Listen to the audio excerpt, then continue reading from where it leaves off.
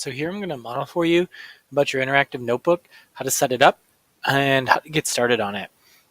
So the first thing you do is you're going to have an interactive notebook like this, and you'll see a couple pages that I already put in there for you. But you'll kind of be, and let me overview what these pages are. So the first thing is the cover. You can put in your name here. So this is my model. So I can put Mr. Donnelly, and my teacher is Mr. Donnelly. And then you go down here, this is the table of contents page. You can't really do anything for this yet. And I wouldn't worry about setting up these pages yet, but I mean, in theory, you could. Like the vocabulary is going to be movable vocabulary. That's going to start on slide 3, and it's going till slide, we don't know. I'll explain to you how to do this in a second. And then the last one, always leave this one last. This is just simply to know that I didn't make this, wasn't my idea. I took it by this guy named Matt Miller at ditchthattextbook.com. So I just wanted to give him credit because he asked me to do that. So it's not mine. I didn't make it up. I'm just using it. Okay. Movable vocabulary. That's the first thing you're going to do. So first you need your vocabulary words and you need to know your categories, right?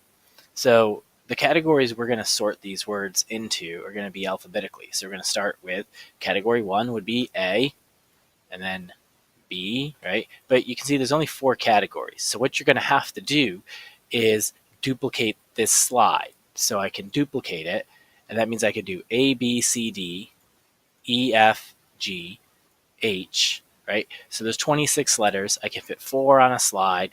26 divided by 4 would be 6. I need 7 slides. So I have 2 so far. Duplicate, now I have 3. Duplicate, now I have 4. Duplicate 5. Duplicate 6. Duplicate 7. Now I can go back to the beginning and I can go through here. A, B,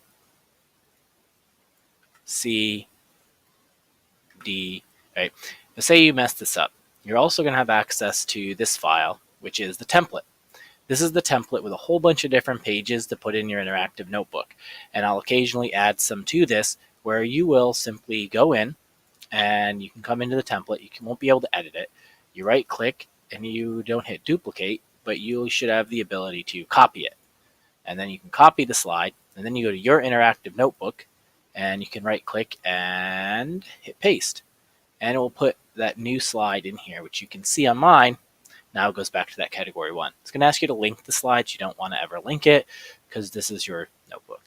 So I come back to here. I have A, B, C, D set up. And you'll set up all your pages. Right now it looks like mine would end at slide 10, so I could fill in my table of contents 3 to 10. And I come here to movable vocabulary. Well, what are the vocabulary words? You also have this document called Greek vocabulary. Coincidentally, they're already in what appears to be alphabetical order. So you just take this first word, pronounced Acropolis. You can copy it. You can come over here, and you can paste it. I recommend Control-Shift-V because Control-Shift-V keeps the formatting. Then you can take it and you can move it under A. Obviously, if you have A, B, C, and D on this slide, you'd want to just put in the words that are A, B, C, and D. You can leave these anything extra, like there on the side, that's fine.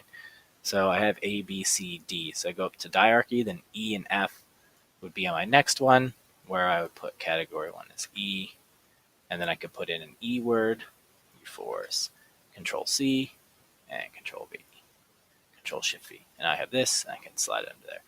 That's basically all you're doing is you're going to sort your vocabulary word alphabetically, kind of creating like this glossary, putting in the words there. That's all you got to do for setting up your notebook. I know it'll be kind of take some time to get that done, but that's basically all you're doing for now, and we'll come back to this document. So it should stay attached to the assignment, and yeah, that's it. So get started on setting up your notebook.